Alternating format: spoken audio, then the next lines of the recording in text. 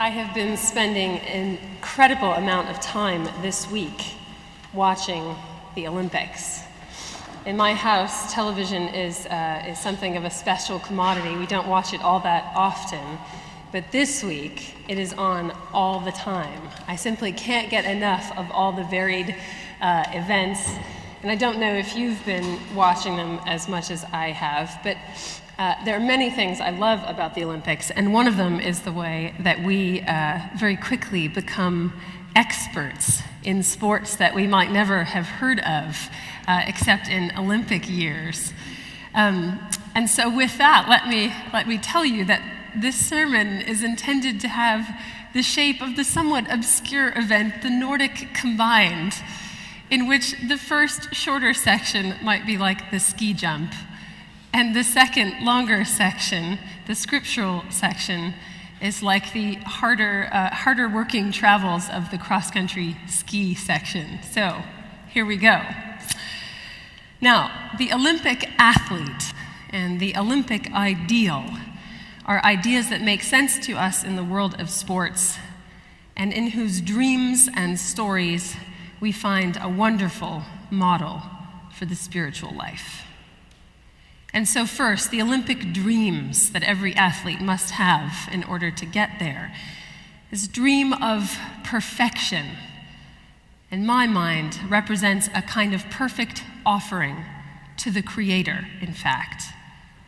As athletes seek the ever-receding horizon of physical perfection, we desire to pursue the very limits of our physicality, to jump higher, to skate faster, to ski faster, to do more jumps and flips. And these things serve no functional purpose whatsoever. And so because of that, becomes an offering, a celebration of what has been created. As the psalmist writes, "I will thank you, for I am marvelously made." And at its most transcendent moments, sports at this level are a witness to the grandeur and the glory and the beauty of God and what God has made. But the Olympic ideal also includes a behavioral ideal in which ethics and purity of intent also matter, because true Olympians are heroes. And we love their stories of discipline and tenacity, of redemption, of overcoming obstacles. Here are two quick examples from Team Canada of athletes whose behavior illuminates moral and spiritual dimensions of sports. Canadian freestyle skier Alex Bilodeau pursues his dreams of glory in part because his brother Frederick, severely afflicted with cerebral palsy, cannot pursue those dreams. And so as Alex skis, his love and relationship with his brother is transformed and made beautiful.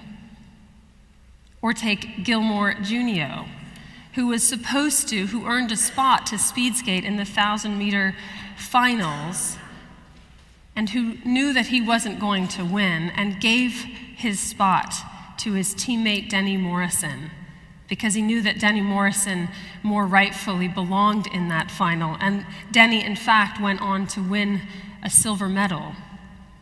And so in this case, Gilmore's honor and integrity resulted in a sacrifice of self, of his own achievements, in honor of the community, the team, the greater good. But my favorite athlete of the Games so far is Russian figure skater Yevgeny Plushenko, whose story is a beautiful one of redemption. After a crushing loss in Vancouver, he just about vanished from the international skating scene. And during these last 4 years has had several back and knee surgeries, and his detractors knew that he was finished. But he did not accept this defeat. He still dreamed the dream of greatness, and quietly, out of the public eye, trained and suffered through pain and setbacks and persevered. And he came to Sochi at 31 years of age, which for figure skating is quite old. and won gold for his team in the team competition. His joy and his exuberance and his passion were thrilling to watch. And did you hear what he said to his detractors? A good an example, as I know, in the public eye of love thine enemy, when a reporter asked him what he would like to say to those who doubted he could ever skate again at this level. Plushenko looked into the camera, grinned impishly, and said, "Thank you very much." And the story doesn't end there with his gold or his triumph. He was slated to take to the ice to compete for his individual gold and suffered a crushing relapse of that spinal injury which had plagued him. And he had to leave the ice, probably at this time forever, in utter defeat. And the crowd, not yet understanding that he wasn't going to skate, the crowd cheered fervently until they realized and heard the announcement made that he wasn't going to skate. And then the entire crowd went deathly silent. And off skated Plushenko. And this is what is so important. He is not just a hero because he can skate well, but because of how he competes. He's a hero for overcoming obstacles, for refusing to give up a dream, and even for facing the ultimate finitude of the human body with grace and even with sorrow and with honesty. And so he is worth celebrating as a model. And that is another piece of what makes athletes good to watch. They're inspiring. Now, their physical ability is inspiring. I can tell you, as you know, I have 2 small children who all week long have watched something on television and then tried to replicate triple Lutzes and speed skating and so forth in our living room. And even in myself and my peers, I notice that the gym is more full during these weeks as we see athletes compete, and it reminds us that we too can get out and run or ski or what have you. But this other dimension is important too, and in some way I wonder if Olympic athletes function the way that saints are supposed to function, where other human beings engaged in the same pursuits that we are, these fellow humans manage to achieve heights that seem impossible. But because they're able to achieve them, they make what is impossible seem perhaps just a tiny bit more possible for us. Now, I won't deny that sometimes we read Olympians in terms of sort of cheap national pride, or in terms of medal counts and victory only. But the true ideal that they represent, and that we try to articulate as these Olympics go on, this ideal that we can consider and watch as we watch this sport, is that what is thrilling and inspiring about Olympians is not their victories, but it's their dreams and their struggle and determination to pursue those dreams at all costs. End of the ski jump, and onto the cross-country skiing with the prophet Isaiah. And so this morning, the prophet Isaiah gives us a picture of, perhaps we might say, his Olympic ideal, in which the majesty of God is seen and felt and celebrated as the perfection of the creation that God has made, in which deserts, which seem dry and empty, spring forth into bloom, in which places that are dry become springs of water, in which those who are sick become healed, and in which sorrow is turned into joy. And as Isaiah describes this ideal, there's an interesting geography and image here. He brings us into this landscape that represents the majesty, the grandeur, the glory of God, and says that going right through this, as a way to get there and a way to be there, is this holy highway. And that the glory of God is revealed to those who are on this holy highway. And that in the midst of seeming wilderness, there is this way to the promise of joy and bloom and water. And this way that God has prepared is so sure that no traveler will go astray, not even fools will fall off it once they are on it. And so in this picture that Isaiah gives us, it's very clear that the religious life is not a checklist of behaviors or observances, but a dream to hold on to and a way of being to get there. The holy highway that Isaiah describes is about an orientation, a direction, a way to go. And so with our eyes fixed on the promise of joy and flourishing, we walk in a direction and we live a way. Now, then we turn to the gospel. And I must start and say that this gospel text is very ugly out of context. It's very off-putting.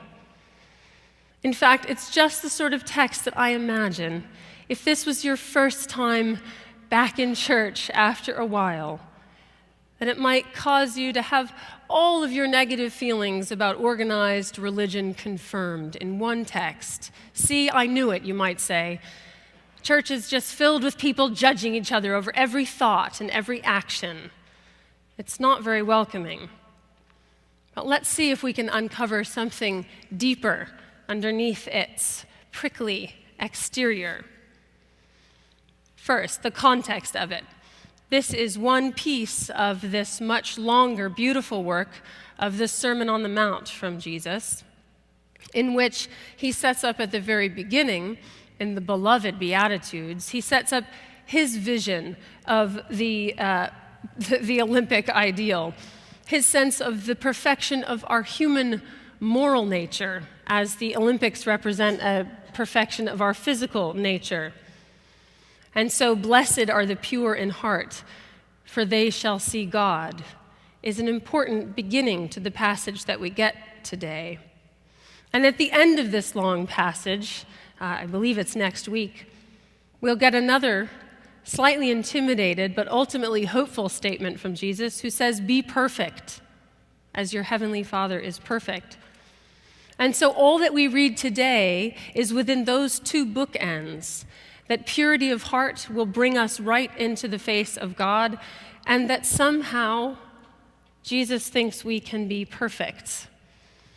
So then, in this text today, we have a very concrete sense of his vision of what perfection means for us. It's one in which we don't have angry or lustful thoughts, where we are in communion with our neighbor, where we mean what we say.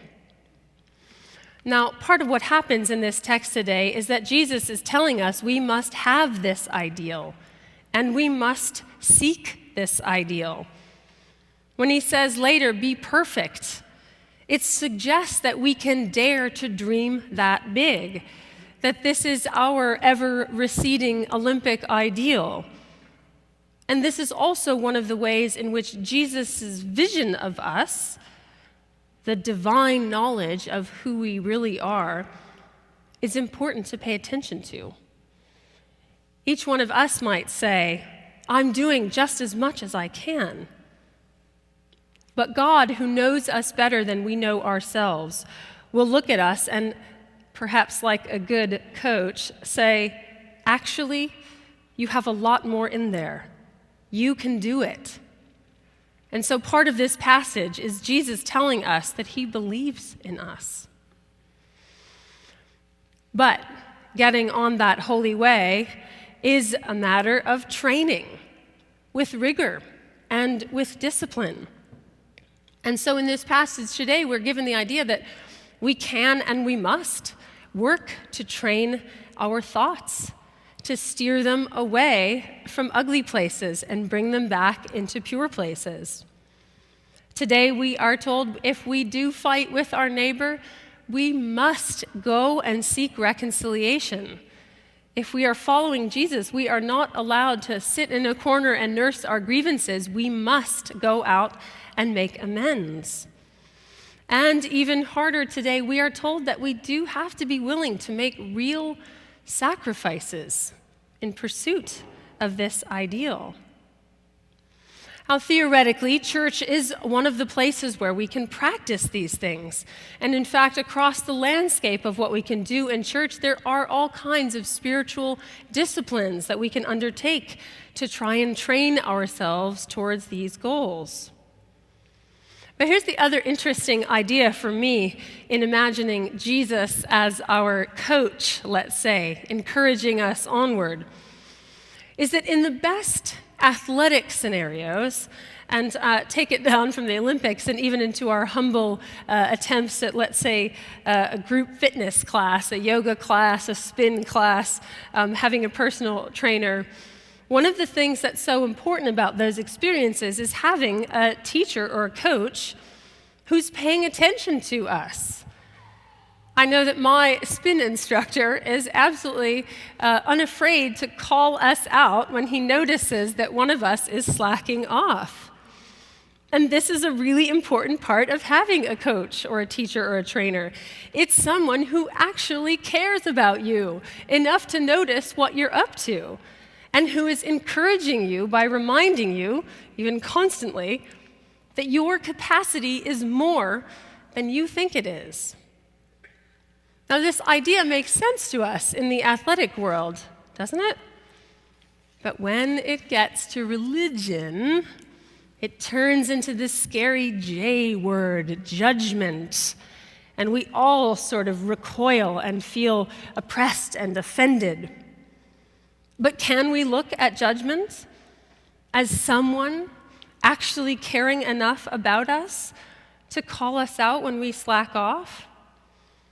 At least for me, I know that I can do more when someone tells me I can. When my spin instructor barks at me that I can go harder, it's true. I find I can.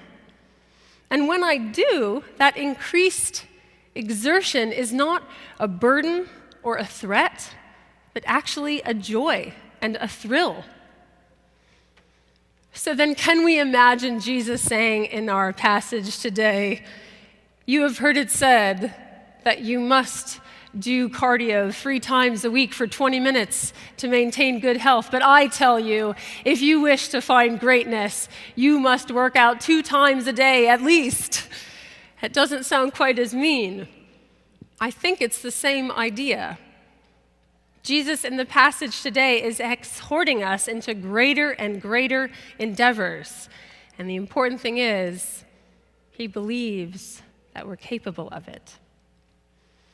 Now, if you put the two back together, it's funny. It's a reversal, I think, of how we sometimes caricature mean God of the Hebrew Bible and nice, fuzzy Jesus in the New Testament. Isaiah's text today sounds both more joyous, blossom and sing and rejoice, and easier to attain. No traveler shall go astray. Whereas the gospel sounds just plain hard. No bad actions, no bad thoughts, or else. But I think Isaiah represents this vision of perfection, this vision of the glory of God, of a joyous life, and the seeking that is in itself redemptive. Seek and you will find. Dream the dream of the glory of God and strive towards it, and you will be on that holy way. And if you dream this impossible dream and you pursue it with all you have, even if you make giant mistakes, even if you are a fool, you will not go astray. And if Isaiah gives us the Olympic ideal, then Jesus gives us the hard truth that the pursuit of this ideal, while joyous and life-giving, is undeniably hard work. You don't get to the Olympic ice without hours and hours and days and weeks and years of staying ruthlessly focused on that dream, of sacrificing all kinds of pleasures in life, and of practicing over and over and over, of failing and falling and trying again, of holding perfection up for yourself and willing yourself, disciplining yourself to pursue it. Now, Isaiah tells us that we will find the joy of God by walking this holy way. and that this holy way will lead us in the right direction, and that the way is, in some sense, the final destination as much as it is the journey. And while today I've cast Jesus as our personal trainer, the truth, of course, is that this is also the one who said, "I am the way." And in his life, we find not only the strength and encouragement to pursue the perfect human expression inside each one of us, but we find that as we follow his way, we have already reached the destination. That to abide in his life is to both travel and arrive at the joy of God on earth. Dream big and strive for that dream with all your might, and no amount of ups and downs can throw you off the way. Amen.